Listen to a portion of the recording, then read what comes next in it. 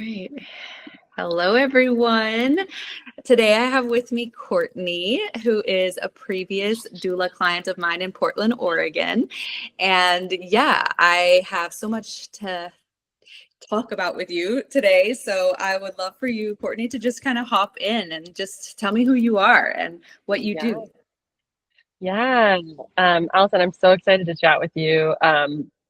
My name's Courtney Livaudais. I am a mom of two. I have a 4-year-old and a 22-month-old at home. I'm also an IBCLC lactation consultant and an occupational therapist. So I spend most of my breathing hours with children and birth and professionally and personally. So I'm just so excited to chat with you because Doula, I called you Doula. Alison, you are the most amazing doula that anybody would be lucky enough to have. I would love to share a little bit more about my experience, but I'm just so grateful for my time with you, even though it was, brief. And I wish that we had, and I think we do probably have more ways that we can connect down the road. But yeah, thanks for having me. Oh, of course. I'm so honored and was so honored to be chosen to be your doula. Like I can't even express it. So I would love to hear just about you have two little babies. So I would love to hear kind of how that process went with your planning for your first pregnancy. Anything you want to share? Yeah, my journey to pregnancy was in the world of IVF. So my partner, my husband Wes, has a spinal cord injury, and that we knew would always be part of our family planning journey for since we've been together. So IVF, I would say, it's a pretty unique journey, but yeah, there's so many people that experience infertility or secondary infertility and end up, in this path of doing IVF or assisted reproductive, using assisted reproductive technology. So there was a lot of planning involved, and a lot of the way I describe it to people who haven't been through it is that there are a lot of micro decisions that you have to make um, that aren't necessarily part of getting pregnant naturally. Like for example, we time everything to the day. Um, there's a lot of control involved, which was also really hard because I became obsessive over a lot of these little details, right? And like even down to like how I'm caring for my body, things I'm eating, the way I'm moving my body and caring for myself in preparation for this baby, which, everybody who's planning to get pregnant obviously thinks about. Um, but I would say that mental toll uh, was a challenge that I didn't really anticipate when I thought, as a younger person about having children. Um, so our journey to getting pregnant with my first child, we had, after an egg retrieval, we had one fresh embryo transfer, which means they take one of the embryos that was just removed in the egg retrieval in the same cycle and transfer that for implantation. So that one didn't work for us. And then we were lucky enough that the second one, so the next cycle, I was able to use one of our frozen embryos from that cycle, and I got pregnant with my first child, Zoe. Um, and that pregnancy, my first pregnancy, was had a lot of challenges because I had a lot of morning sickness. I was just so more tired than I've ever been. You know, my body changed in ways that like I just didn't anticipate, and it was really hard to feel at home in my body in a lot of ways.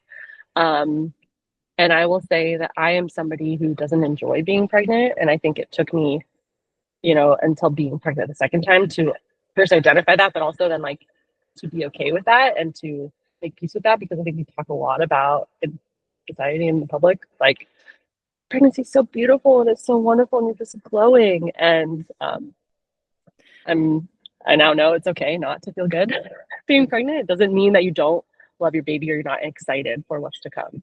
Mm-hmm. Uh, yeah. So that's how we got pregnant with my first, but I just kind of Yeah. digressing now. Well, I love that because it's such a journey, and that you were lucky to get pregnant with that second one as well. I mean, it's just, yeah, it's a one day at a time thing. And it's all about, just like pregnancy and birth, it's all about surrendering and, trusting that process, but also a lot of planning, but also a lot of that surrendering. I would love to hear, just if you want to go into how did things start, because I wasn't your doula for your first, but only for your second. But like, how was that planning, and were you planning, what kind of birth were you planning for? How did it all start? For my first birth, um, I wanted to try to have a water birth, but I was also pretty nervous, not knowing, not ever experiencing birth, how it would go for me. Um, so I chose to plan my birth at a hospital, and with a midwifery team at a hospital. I had a choice between an OB team and a midwifery team, and I think the water birth was only you could only do a water birth if you were under the care of the midwives. So that's the route I went. And I'm really glad I did, because even though my second birth didn't end up being in a hospital, it was at a birth center. I'm glad that I had that first time experience in the hospital, because I just didn't know what to expect in it. And it gave me a little bit of reassurance that if something went, not according to plan, that I had access to the care that I would need. And I was able to successfully have a water birth at a hospital. Um, and I think the more the more that influences your next decision. And so I learned a lot of things from that experience, um, that I wanted to do differently next time. And I chose to hire a doula also for that first birth, which went great. I had a lot of support. I felt really well supported at the end of pregnancy, and going into my birth experience. And my doula was my biggest advocate. Like Wes was there, of course, and wanted to do what he could, but he also had no idea what was happening to me, like how he could help. And our doula, Alicia was her name, was excellent. And she, at one point, I was laboring in the tub, and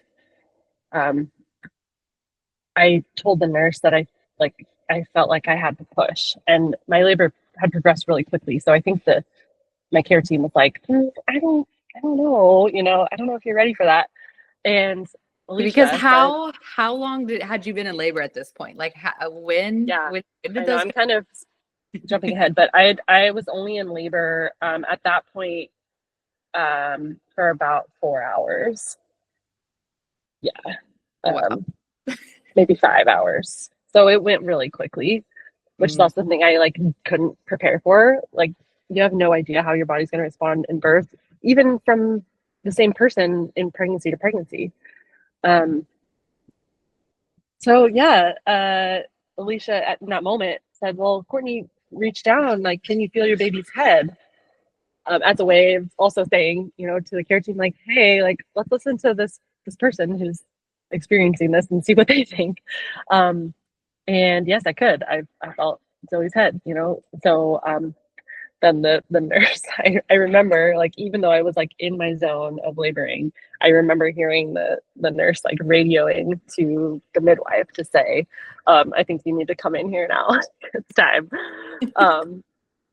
So yeah. But I'm sorry, Alison, I'm jumping ahead. So No, stop it's me if okay. I should. No, I would love to hear just kind of what was going through your mind. Were you more like that internal coper? Were you needing a lot of support? Did you feel that? Yeah. How do you remember that all mentally? Like, Yeah. transition, going through pushing. What was Yeah. pushing like? When did that feeling come? Yeah. It wasn't something I controlled at all. It was something that it was an urge, and I couldn't stop it. Which in a way was really reassuring, because I think in a lot of labor prep or birth prep, I was visualizing like, okay, like I have to know how to do this. Like I have to be educated, right, on how I'm gonna birth this baby, and you, in so many ways, your body just knows.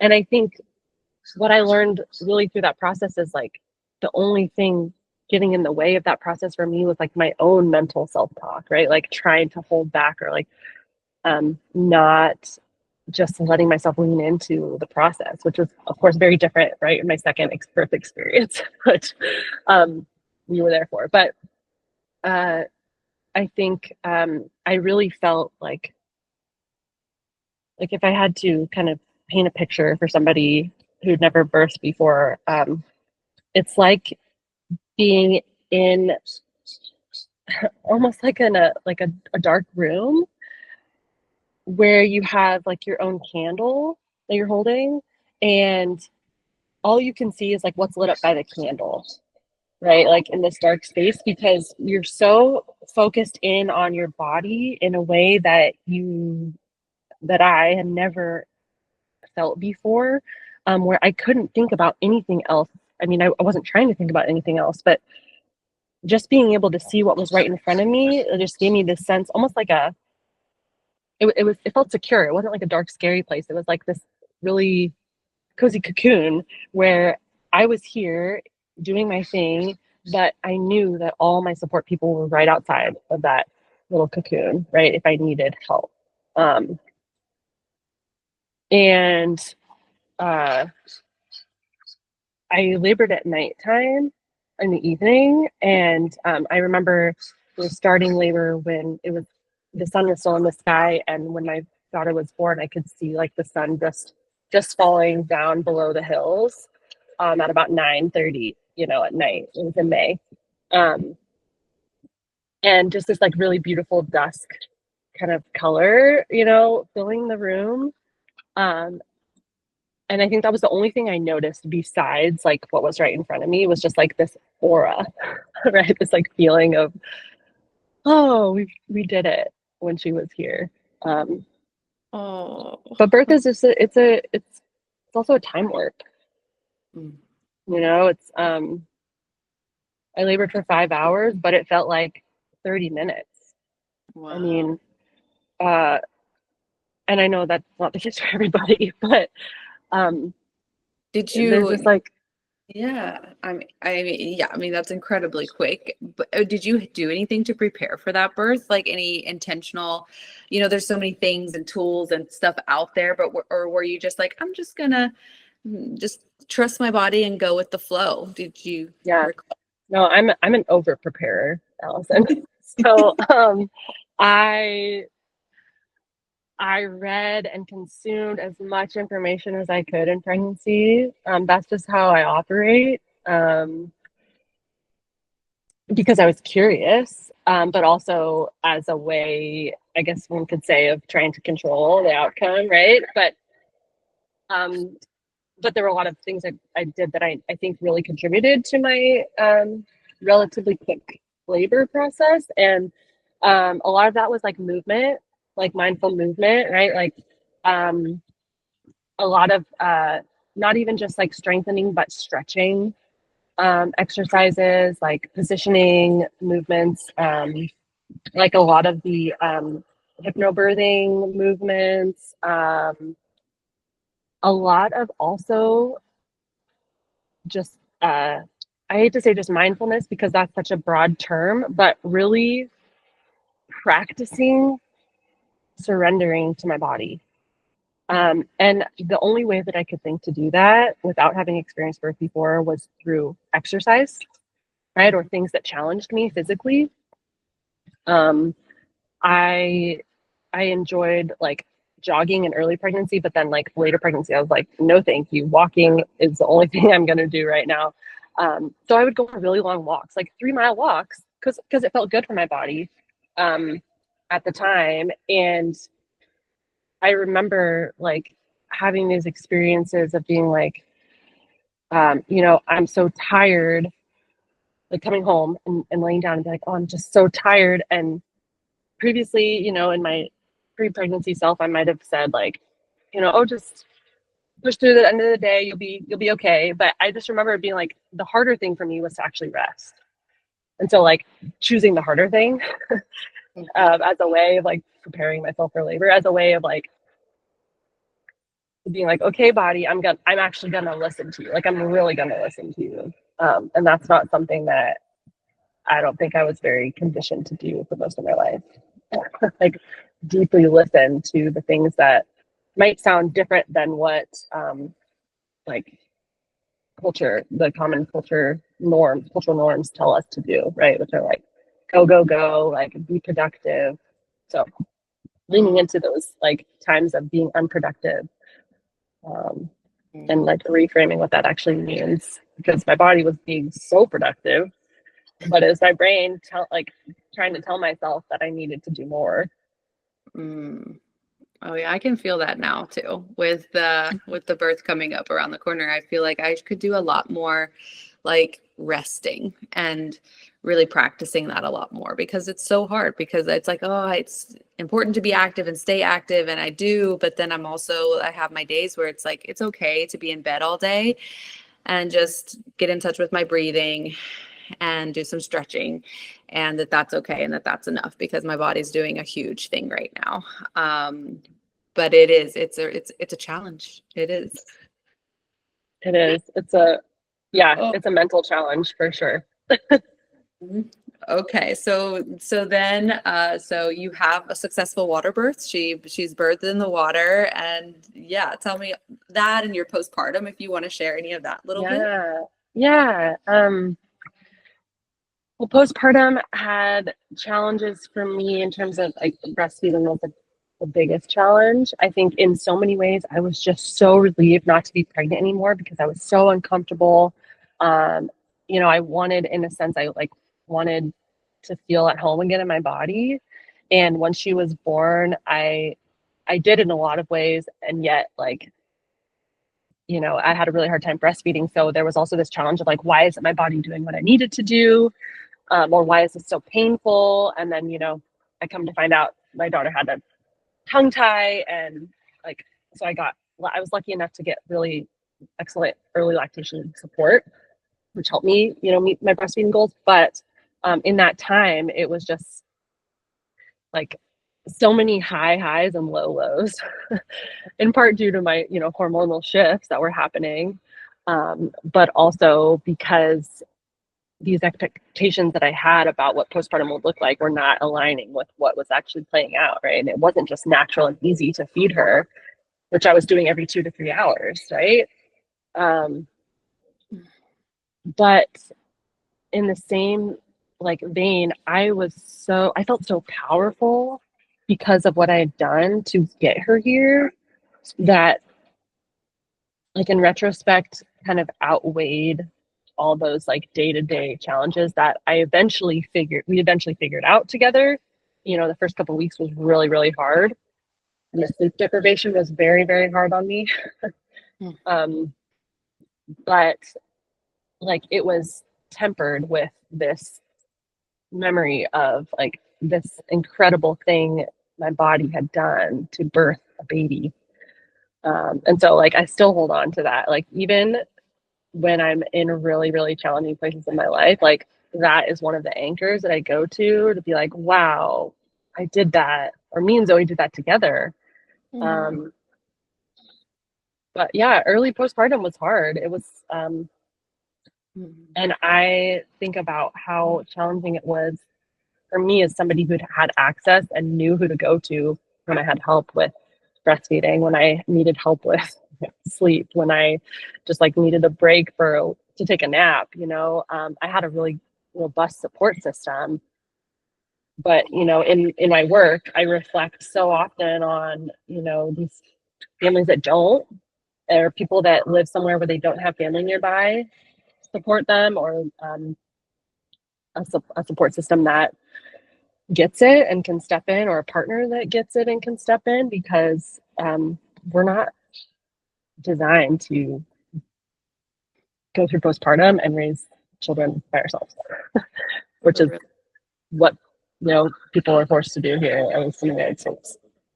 Yeah, I mean, even here being in Sweden right now, like people are so isolated. Like there's like when I think back to the community that existed in Portland, like there are incredible groups that people can go to. There are many that are free and many, yeah, that are paid for, but also like that sense of community is so strong in Portland, in a sense of like when I come here and it's free healthcare and it's free all this stuff, people are so isolated still. Like there's Mm, a lot of room for improvement here as well. And like barely any lactation consultants or like IBCLCs, like the people you go to. mhm, Um, and so it's just, yeah, that sense of setting up your postpartum team and what does that look like and what person do I look for when.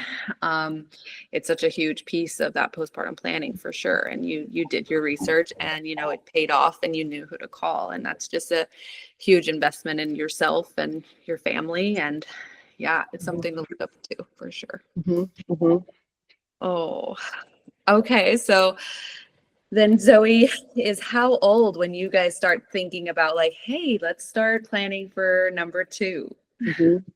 Um, because we knew we'd again be going through IVF, and it was a lot longer process than we thought it would take the first time. So we wanted to give ourselves lots of space. So actually, around the time she was 1 is when I started thinking about it. Which, in retrospect, I'm like, gosh, was that too soon for me? I mean, one year. I know plenty of people have children within like 2 years apart, but you know, it was a lot. Like to think about where I was at 1 year postpartum, and then I was willing to do that and ready to do that again so soon. It's like kind of blows my mind sometimes. But what actually, and it actually took us almost another full year after we decided we were going to do it again because I had um, 3 failed transfers after that. And then we decided to do another egg retrieval cycle, which means I go again on a bunch of medications to like grow all of my follicles at one time, which is really hard on the body. And then we did another fresh embryo transfer after that cycle, which failed. And then another frozen one, which was when I got pregnant the second time. So, that was almost a year of more IVF treatment. So Zoe was just about 2.5 when Jude, my second, was born. So it worked out, the timing, I think, because I don't think I would have been ready for another maybe when I only had like a 1.5-year-old. But I think that second IVF journey, there were so many consecutive losses that by the time I was pregnant again, I was just so relieved not to be in the world of IVF anymore. Like, because I think, like with IVF, everything revolved around those dates. Like when I was getting my period, and then, I'd have to go in on day 2 or 3 of the period, and then another few days after that, another few days after that, like every cycle. And so, and I'm working and I have a baby at home. And so like trying to figure out how to get into all these, even just the scheduling of the appointments was really stressful. Not to mention the financial burden, there's all the things that come, like I could do a whole nother conversation with you on just IVF, but Yes, we must. just, yeah, I would love to. So once I was finally pregnant the second time, it was just so much relief to not be in that process anymore. In the process of getting pregnant. Granted, like I also was uncomfortable in pregnancy. Like I also get pregnancy related depression. I don't think I mentioned that the first time I was talking about being pregnant with Zoe, but knowing that these things would eventually come to an end when I delivered the baby was like, okay, I just got to get through this, next week or this next day. And that helped a lot, just knowing what was going to come. So knowing that it was a finite, period. So then I'm trying to remember how far along I was when I decided, I always knew I wanted to have a doula for my second, even though I'd been through this before, like what I explained earlier about like the birth experience for me just being like this little enclosed space, right, where I could only see what was lit up by the candle. like there's so much else happening right behind the scenes to support a birth that like I didn't want to be there without somebody else again. Um, I didn't want to do it again without, you know, somebody there looking out for me, because I saw how powerful and how beneficial it was to have somebody advocating for me in areas I didn't even realize needed advocacy. Like, for example, you know, touch your baby's head and see if you can feel them. Um, and so like in that way, it was like, you know, having a doula is just like, you have the power squad, right? Like you have the dream team, because partners, bless them, they want to be there, they want to do everything they can, but they don't understand. They're not pregnant, they don't feel the feeling, the physical feelings. They also like don't have the hormonal surges that are like shifting day to day like changing how you're feeling day to day, what your fears are, what your, you know, how you're sleeping, all of those things. So I think when I was like, yeah, I want to hire a doula again, Wes was like, yeah, great, like then it's not all on me to like figure out what the heck's going on. So I was so glad. Alison, before I talked to you, I swear I had like 4 or 5 people mention your name, and I was like, I have to find this woman. No. Yeah, I did. And I think we actually like had been following each other on Yes. Instagram, right? And I was like, wait a Yes. second, I think I know her. It Yeah, was so it's so just like wild. everything converging at once when I finally talked to you. Oh my Yeah. gosh. I mean, that was really, it was such a coincidence too, but I'm like, wait, me? You wanted to interview me? I Oh, was like beyond. I was like, she wants to interview me. I was just like mind blown. Like really, I really was, because I said, mm, working in birth, like, and then having other birth professionals, postpartum professionals hire you on. I don't know. It's like it's a lift of, I don't know. It just gave me just so much more of like, this is what I'm supposed to be doing. And I just love it so much. And I just am so happy that you heard about me. And I mean, again, I was just so honored to be chosen to, interview. oh, thank And you.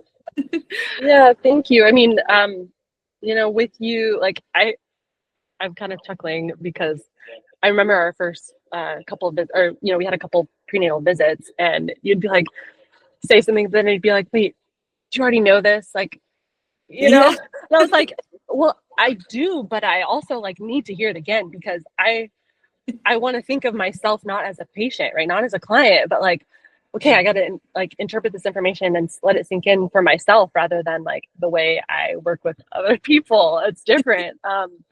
So I was really grateful for that, for you to still be willing to like dive into all the stuff with me prenatally. But yeah, and I have about 5 minutes, but I want to go into my birth with yes, Jude yeah. with you.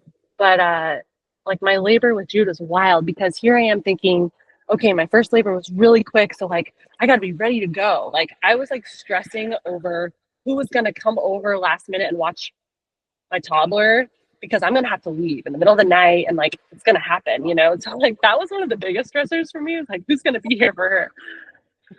Turns out it was not that stressful, because my labor with Jude was totally different. I had prodromal labor for like 2 weeks, right? I remember you checking in and being like, how are you feeling? And I was like, I'm having contractions like every 5 minutes at nighttime for like 2 hours. And then I go to sleep and they're gone. And that happened for like a week straight. And I was just getting so frustrated, because I think I was about 38 weeks at that point, and I was just like, what is going on? Like, why is he not ready to come out? I was doing I was curb blocking, I was like doing the inversions, I was doing everything. I was eating dates. Like it wasn't even my due date, but I was like, I know this baby's coming. Like I'm not going to get to 40 weeks based on how I'm feeling. And he was so Um, low. He was so he was low, so low for so long. so long. We're like, it's gonna happen like any minute. I was like on Yes. such a go. I was like, she could call me at any second. And yeah, it was so Yeah. wild. I know. Every night I went to bed just being like, it's happening tonight. Like, this is the night. And so every night I'd be like, okay, my mom lives by, luckily. Okay, are you ready? Like, because you're going to have to come over and watch Zoe, right?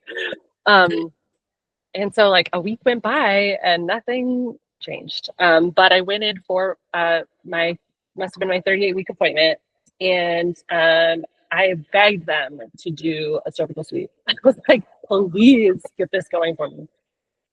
So they did, and 2 days later, still nothing had happened, but I was dilated, I think, like 5 centimeters, and still was not in labor. It was what, and I was like, wait, what? That's really? You haven't been doing those for nothing. Those contractions. Yeah. Yes, I know. They were all productive, right? As they say. So I went in, I think I must have come in like just a couple days later. I don't know why I would have come in sooner, but and my midwife said, okay, like if you're not in labor tonight, I will be very shocked. But also if you're not in labor tonight, you can come in tomorrow morning and we will break your waters for you. And I was all on board with that. I think, like a couple months before that, I wouldn't have wanted to do any of those interventions. I would have been like, no, I just want this to happen, like however it's going to happen. And it ended up happening on its own.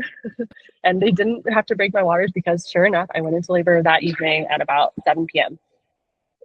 And I was actually like, because I had this kind of warning, right, from the midwife saying like, you can come in tomorrow if you really aren't in labor yet. And so I made plans to drop my child off at Grammy's house. So that was all situated. And then like pretty much as soon as I dropped her off, the contractions picked up. It was like my body and my brain were like, okay, everything is set. Everything is prepared. You can relax now so this can happen.